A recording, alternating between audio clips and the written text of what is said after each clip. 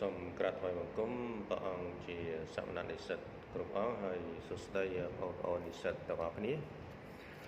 ថ្ងៃនេះខ្ញុំចង់លើកយកនៅប្រធានឬក៏តួអង្គនៃនីតិអន្តរជាតិសាធារណៈនៅក្នុងនីតិអន្តរជាតិសាធារណៈតួអង្គដែលសំខាន់នៅក្នុងការអនុវត្តនីតិអន្តរជាតិសាធារណៈមាន3ទី1គឺរដ្ឋភាគីឬក៏រដ្ឋសម័យនៃនីតិអន្តរជាតិអញ្ចឹងរដ្ឋសម័យឬក៏រដ្ឋភាគីដែលទទួលស្គាល់ឬក៏ចុះហត្ថលេខានៅក្នុងនីតិអន្តរជាតិអញ្ចឹងរដ្ឋនោះមានកាតព្វកិច្ចនៅក្នុងការអនុវត្តនៅបទបញ្ញត្តិរបស់នីតិអន្តរជាតិនីតិអន្តរជាតិមានដូចជាធម្មនុញ្ញរបស់អង្គការសហជីវជាតិធម្មនុញ្ញអាស៊ានជាដែលជានីតិអន្តរជាតិដែលអនុវត្តជាទូទៅសម្រាប់រដ្ឋណាមួយដែលជារដ្ឋភាគីឬក៏រដ្ឋសមាជិកអង្គការសហជីវជាតិឬក៏សមាជិកនៃសមាគមប្រជាជាតិអាស៊ីអាគ្នេយ៍បាទនេះគឺរដ្ឋដើរតួនាទីយ៉ាងសំខាន់នៅក្នុងអនុវត្តនៅនីតិអន្តរជាតិតួអង្គទី2គឺអង្គការអន្តរជាតិអង្គការអន្តរជាតិគឺសំដៅទៅលើអង្គការរបស់ពិភពលោកដូចជាអង្គការសហប្រជាជាតិអង្គការនៅក្នុងតំបន់ដូចជាសហគមន៍អឺរ៉ុបសមាគមប្រជាជាតិអាស៊ីអាគ្នេយ៍ដែលមាន11ប្រទេសបច្ចុប្បន្នបាទគឺជាអង្គការអន្តរជាតិគេហៅថា International Organization ហៅកាត់ថា IOS ចឹង IO នេះគឺមានតួនាទីនៅក្នុងការអនុវត្តនៅនីតិអន្តរជាតិសាធារណៈឲ្យមានប្រសិទ្ធភាពក៏ដូចជាក្នុងការសម្របសម្រួលឬក៏ដោះស្រាយបញ្ហាចំនួនរវាងរដ្ឋហើយនិងរដ្ឋផងដែរបាទហើយតួអង្គមួយទៀតដែលជាតួអង្គទី3ក៏មានសារៈសំខាន់ដែរនៅក្នុង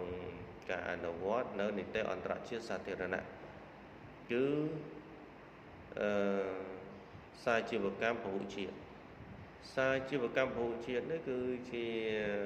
ក្រុមហ៊ុនឬក៏ជាស្ថាប័នផ្នែកអាជីវកម្មដែលមានចម្រុះជាតិសាសន៍ដែលមានជាតិសាសន៍ដទៃទៀតចូលរួមជាភាគហ៊ុនហើយបង្កើតជាអង្គការពាណិជ្ជកម្មមួយដើម្បីអនុវត្តនៅនីតិអន្តរជាតិនៅក្នុងចំណុចនេះគឺមានស្ថាប័នអន្តរជាតិមួយជាអ្នកគ្រប់គ្រងគឺស្ថាប័ន WTO ដែលពាក្យពេញហៅថា World Trade Center World Trade Organization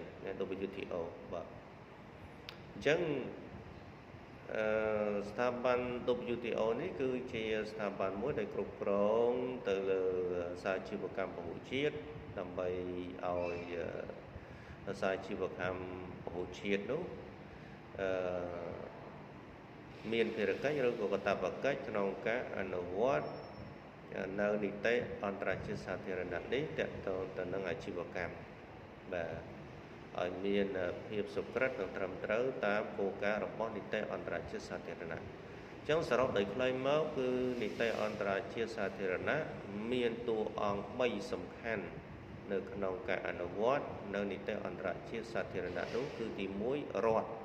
នោះគឺសំដៅទៅលើរដ្ឋឯករាជ្យរដ្ឋដែលមានអធិបតេយ្យភាពហើយទី2គឺអង្គការអន្តរជាតិបាទអង្គការអន្តរជាតិអង្គការរបស់ពិភពលោកអង្គការនៅក្នុងតំបន់ជាដើមហើយទី3គឺសាជីវកម្មពហុជាតិនឹងឯងគឺជាអ្នកអនុវត្តនៅនីតិអន្តរជាតិសាធារណៈបាទអញ្ចឹងតួអង្គដ៏សំខាន់មាន3ដោយសង្ខេបប៉ុណ្ណេះហើយដេចគុណហើយលោកបងប្អូននឹងអាចចូលរួមនឹងតាមដានសិក្សានៅនីតិអន្តរជាតិសាធារណៈនៅវគ្គក្រោយទៀតសូមអរគុណសូមអរគុណ